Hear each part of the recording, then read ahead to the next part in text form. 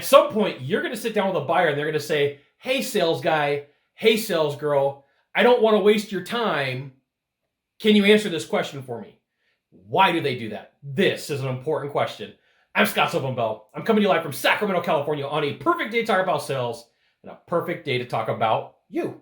So before we begin, hit that subscribe button. Get updates on all the videos that I send out. Sometimes you're going to sit down with a buyer. They're going to say, hey, I don't want to waste your time. And there's a couple reasons why this happened. One, they want you to confirm a buying decision that's already made. You're there to say that yes or no, they got a good deal. Two, they're nervous about the deal and they don't quite understand what they got. They're not really saying, hey, I'm happy with my purchase. Or three, there was a lack of trust for the salesperson after they left. And here's what I see happen. I've been on ride-alongs with salespeople when this type of conversation goes down. And a normal reaction is, well, you know what? You've already wasted my time. I'm out of here. Okay? That doesn't do you any good because you've already got into the conversation. You've already entered in the conversation. This should be detective mode. So I'm like, wait, why am I here? You know, there's the reversal of like, that's an interesting question. Why did you ask that to me just now? I didn't invent it. Old school sales. There you go. Interesting question. Why did you ask that to me right now? Sometimes the person will open up. They're like, hey, I've already talked to somebody else. I've already signed with somebody else. I just want to confirm that I got a good deal. Okay? So this is where you got to go one level deeper. And this is where the fortune is in the follow-up. This is where you can shine and say, time out, time out. You made a purchase, but for whatever reason, there's a lack of trust going on here. And you got to tell me why that happened. Where did it break down? What happened? And sometimes here's what happens. Is salespeople get so exuberant about closing the deal and making the sale happen that they think that by overcoming every objection with a discount, that they're going to make something magically appear and the deal is going to be perfect and everybody's happy and there's no issues. But what happens sometimes is when you don't really answer what the objection is, it builds regret. And that regret builds up and then people are like, I don't have trust. So one of the coolest things that you could do is figure out, I'm here and I'm sitting in this presentation and I got to be here anyway.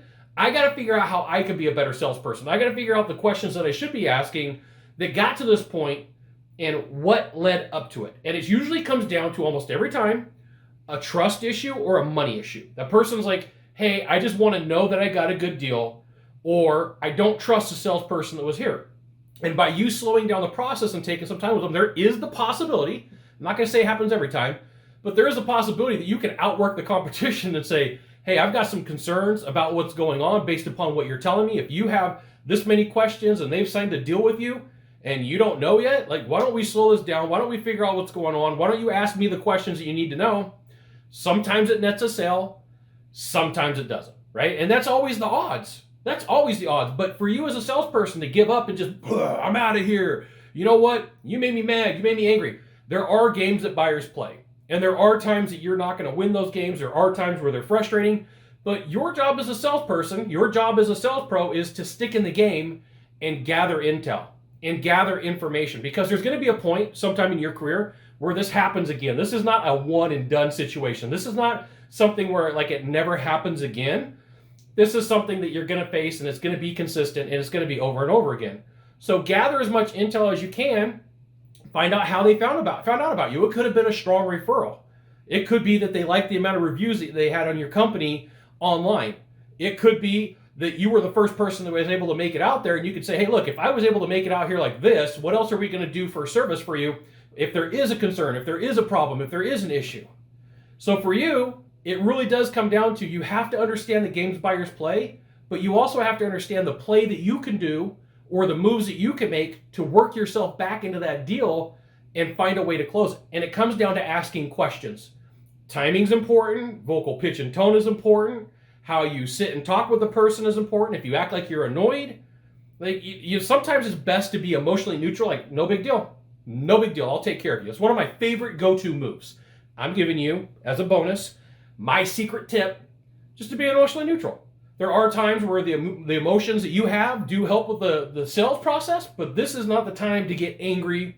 This is not the time to get upset because it ends up hurting you. There you go. You got one thing to do from here. Just one thing. Find the subscribe button, click on it. Every time I send out a video, you'll get an update. This is Scott Bell Consultant sent another fantastic video probably from a cool location. Today I'm in Sacramento, California. We'll see you soon. Thanks for dropping by. Aloha.